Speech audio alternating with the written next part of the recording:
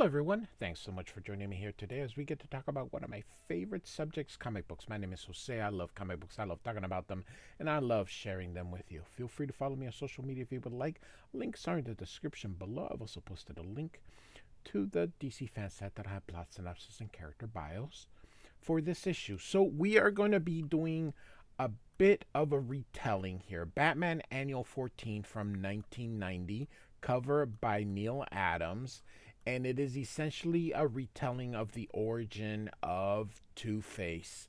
It's a different take, but more with the modern take. So I think this is the first retelling of Two-Face's origin in a long time. Great cover by Neil Adams with Two-Face flipping the coin and him looking right at us. Now, this cover, even though it's very Mike Mignola-ish, it's actually a very early Chris Sprouse cover. Steve Mitchell is the inker, and Denny O'Neil was the editor during this time of the Batman books. It early Chris Sprouse. I know people love current Chris Sprouse, but early Chris Sprouse was really, I don't know, very, like I said, very Mike Mignola-ish, and you're gonna see that through this issue. This issue, because it's a retelling. We're not really going to spend too much time in it, but we see Two-Face flipping the coin here. He wakes up and it's a nightmare. There's his wife. And during this time, he is the district attorney or assistant DA. This is more in lines with the Batman Year One era of stuff. So here's Batman here, kind of thinking about criminals and all that kind of stuff. Alfred says, sir, you've just because you're a creature of the night doesn't mean you need to smell like one. Get off that costume. Batman says, sorry, Alfred, I was just on my way out. And of course, there's a bit of a joke saying, and heaven help any criminals downwind. So Batman is stinking up the joint, apparently, here. So there is a serial killer loose because it is the late 80s, the start of the 90s, and serial killers were all the rage. Now, we live in 2026 as of this recording, and serial killers have gone down. Part of the reason is they are caught very early now because phones and, lots of reasons. And so, all right. And so they are looking for the serial killer, but we're actually not going to have a long time to wait because here's the killer. He's killing elderly people. And so he dresses up, goes out, and Batman catches him. Great. I think this is a lovely splash page here of Batman swooping in to get the guy. Beautiful. Beautifully done.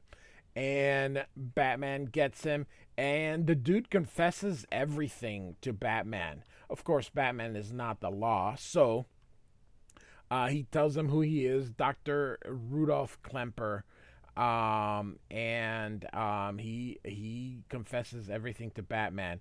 Of course, the police, he tells him, how they suffered and this and that. But of course, because Batman is not law enforcement, it's all hearsay, and of course the police show up, and of course Gordon is in there because why would the commissioner, be involved in normal day to day?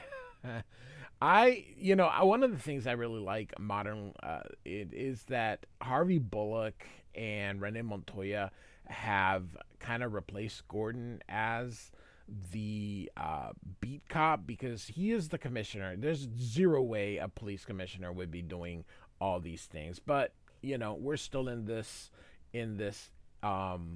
era here. So Gordon comes in and Batman says he confessed everything, and of course the doctor's like, I have no idea what this dude happens, and so Gordon does believe Batman, and when he's like, allow me to explain to this Bat person, and he goes, he's gone, and of course Gordon is like, he does that. So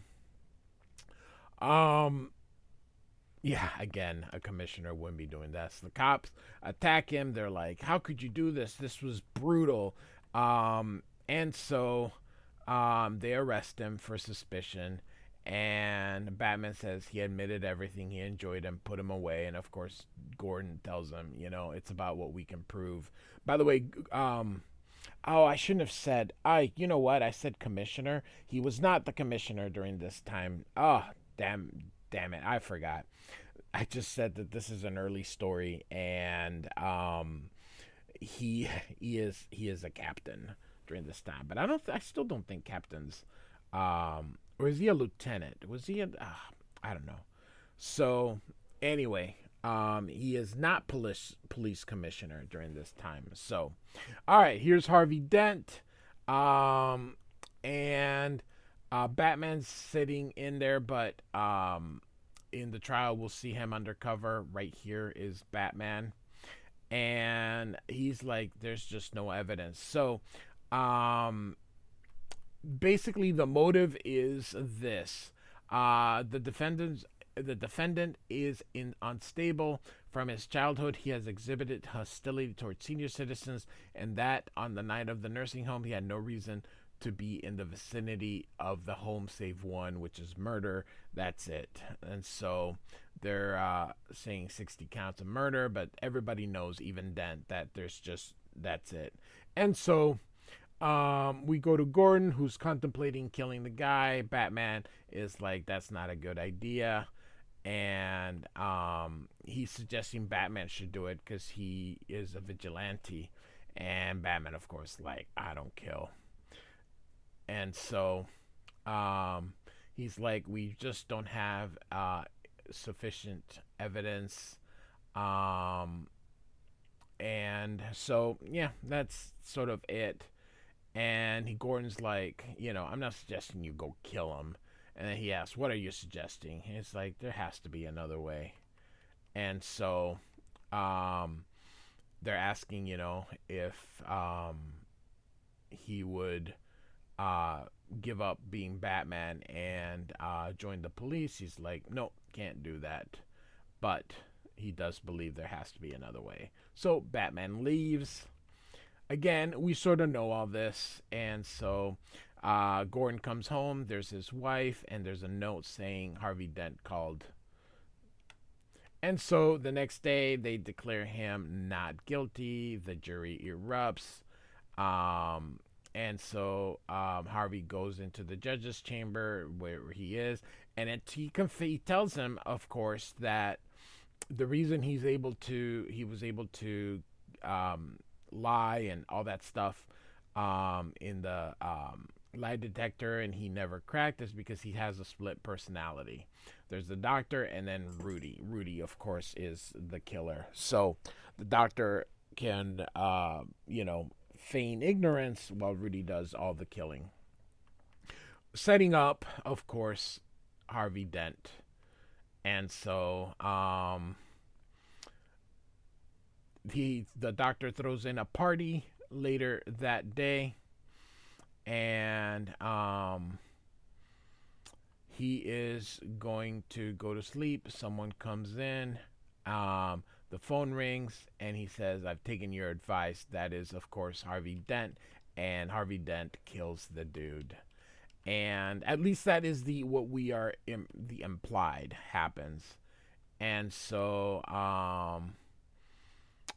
this guy here, I think, is the DA. He's just thinking. He's like, why are you playing with the quarter? He's like, it's a silver dollars. And the guy is like, hey, we're going to give you an assistant because you're just overworked. And the assistant is, last name is Fields, which, of course, is this dude right here. Anyway, this guy was the mayor here, and so he's trying to free up Harvey for take some time off and uh, like I said, let Fields handle the rest of the stuff. And he says he's got an appointment and he'll think about it.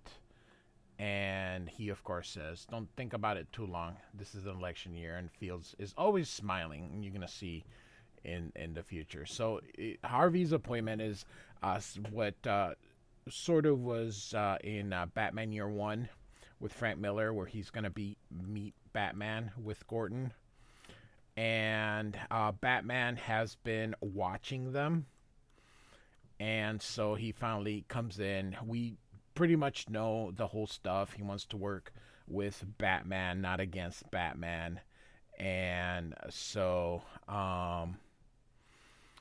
they asked about Klemper and asked if he's going to investigate the murder, and Batman's like, nope. And so he kind of says about how he is. We all know the story, so I'm going to kind of keep moving on here.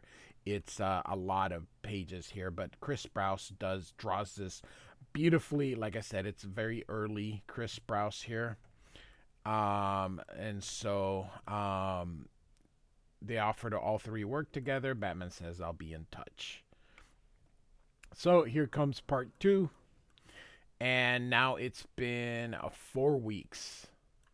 And so all of a sudden, Dent is making waves and getting people, including Moroni, which we have, or so, there's always, there's Moroni, and there's another guy. He was more in the 70s, if I remember. But anyway, so anyway, Gordon's a little bit jealous here. He says of what Batman can do and that he can't. And of course, there was a bail that was supposed to be $500,000, but it turns out that it was 50,000 that he dropped out of a zero. And the assistant's like, "Oops, sorry, my bad." And he tells him to get out. And so this is a killer called Mad Dog Pike. He'll show up in a moment here. Batman says, "I'll get him. I'll bring him back." And of course, you can't because the bail was accepted. So no. And then he's like, "Hey, you want to put this under him and he can do the rest? Like, we can break the law." Of course, Batman says, "Nope, we can't do that. So we have to work within the laws," which is kind of funny since a vigilante technically is breaking the law because vigilantism is illegal. So, all right. Um, Dent is going a little under the stress. Batman tries to calm him down. He doesn't know what's coming in over him. Of course, this is all big setup for the turning into Two-Face. We all know the story. And so he gets in, and Batman says you can use security perimeter alarms. And so he thinks Dent's becoming unbalanced, and Commissioner walks away and says, "I'll check in on him." And so, of course, we see where there was trauma from his father beating him, and that's going to become coming up, and that's actually what created Two-Face. Again, a dream. He comes out, leaves, and as he goes out in to work, Pike attacks him and is gonna try to kill him, and he flips him over and beats the guy with his own stick. So very well done here. And the mayor, oh no, Moroni, goes, yeah, he beat him senseless with his own weapon. And he's like, I didn't know he had it in him. Turns out, of course, we all knew that his assistant had been working for Moroni. And he's like, man, he's going to get me. And he offers him the acid, of course. Sorry. And says you can get it through the metal detectors. So we're gonna get here. It's like, hey, give me your best shot. And he shoots him. Of course, this is all him thinking about it. You can see in the color undertones. Of course, he's like, get ready. And so he gets Moroni into the stand, and Why would you do this? And and I understand they got to set up a an origin, and well, the origin was sort of already done, so they're really trying. But here's the thing. So Moroni is trying to. This is one of those things that never, that once you kind of grow up, doesn't really make a lot of sense. So you're trying to avoid jail time. Why would you assault the guy in court? Now, I like how they did it in absolute Batman. Perfect origin for Two Face.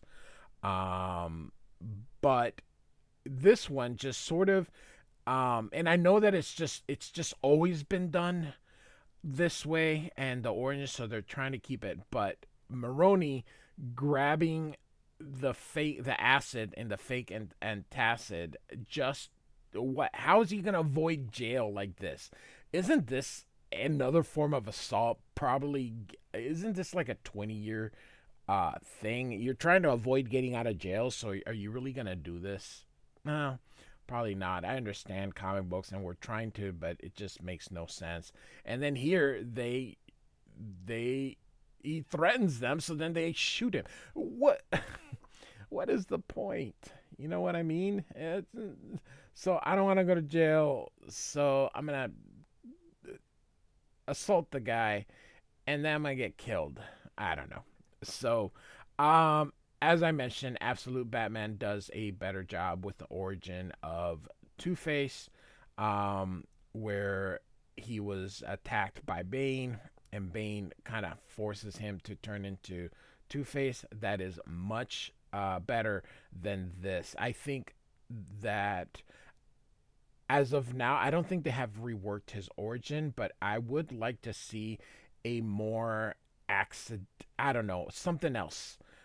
Still keeping the whole hey traumatized childhood kind of in there, but save the acid thing from a defendant in the court. I know it sounds really cool and stuff, but it makes no sense. And at least for Moroni, like an underling, the way it was in the movie on The Dark Knight, maybe I don't know. Doing things in front of witnesses, that's probably never a good idea. So there's Mrs. Dent, and they're going to fix him. They're basically reconstructive surgery, and she says, "Hey, you're gonna be fine." And of course, he grabs the coin and says, "No, I'm not." And so, Two Face is coming out, and it's not really showing his other side yet. And now we see it here because they're gonna try to fix him, and you're gonna see that it's not really going to work. Batman comes visit him, says Field betrayed you, and he everything Fields did was on purpose. And he says, "Give me some more time. I'll gather enough evidence." He flips the coin and agrees with Batman, and so he'll come back. Of course, Harvey is gonna get loose, and he sees um, he's with the mayor here, and is gonna make him the DA instead. Harvey shoots a bunch of people. Gets in here, um, hits Fields, and it's gonna take him out. And he's like, "Oh, please don't kill me." He says, "I've something you may need. I'll trade it for my life." And he says, "Go on, Harvey. Face facts. My legal career is just beginning. Yours is over. But there's a place for both of us in this world. Criminals don't care about looks. Information is all that counts for them. I've been keeping this list for years. It incriminates hundreds of them. I figured I'd save it for a rainy day, but you can have it now, free. Gratis is free. Think, Harvey. You could this." With this, you could control half the underworld, and the best part is, as DA, I'd let you. Take it, Harvey. Take it and go. What do you think about it? You really haven't got a choice." And he says, "Half of us wants to thank you, the other half wants to kill you." And he says, "Go figure." And he says, "You go figure, Adrian. Us, we'll toss a coin." So he tosses the coin, and Batman comes through, and he says, "We had him, Harvey. You blew it." And he says, "We made our choice. We'll live with it." And he's going to um, get Batman. He's like, "You two been working together," and he ends up shooting Batman. And but as he hits him, and Harvey's like, "There is no going back," and so he does take the file and thinks of all the choices he could have, and then he can't find the coin. Sees the sirens, and he goes, "The coin can be replaced." Um, Batman gets through and he kicks him and leaves. And so um, they um, Gordon arrives here. And so Gordon says that they checked into Harvey. His father was an alcoholic, a gambler, suspensions, expulsions, and he was diagnosed with schizophrenic I don't know, big word here, but Gordon and Batman come through. Look at the mayor, and he gets the silver dollar. He's like, both sides are heads, but of course there's the scarred side. So bad. It's actually ingenious. That part is ingenious of what they did. So, all right. And so here is his wife telling Batman about the nightmares, and he says that the coin was a gift from his dad. And so they ask where his dad is, and she's some welfare hotel downtown. And so the Piedmont. So here comes Harvey. This guy, the security guard, Harvey shoots him. Man, the dude was just doing his job. But he comes through. There's his dad. He is going to want revenge. And Batman's running toward him. And, sorry, wrong button. Batman's going to go through. Of course, he's going to let the coin decide. Batman smashes through, says it's over, and the coin landed on the right side up, and he gives in. We end with an epilogue. They tried to fix him, and they actually healed his face, but the creature inside says, "Let me out," and he begins to disfigure himself and pulls out the oh, that just is gross. And thus we end. And so yeah, oh my goodness gracious. So he pulls the skin out, and Harvey is Two-Face is back. So there we go, the retelling of the origin of Two-Face. Batman Annual number 15. Andrew Helfer, Chris Sprouse. I really enjoy Chris Sprouse's art in this. Very early, very rough, very. I think it's great. And shout out to Steve Mitchell, a really good inker. He is the regular inker of Norm Brayfogle in Detective Comics and Batman. So like and subscribe. I do thank you so much for listening, and hope you enjoyed this. Bye-bye.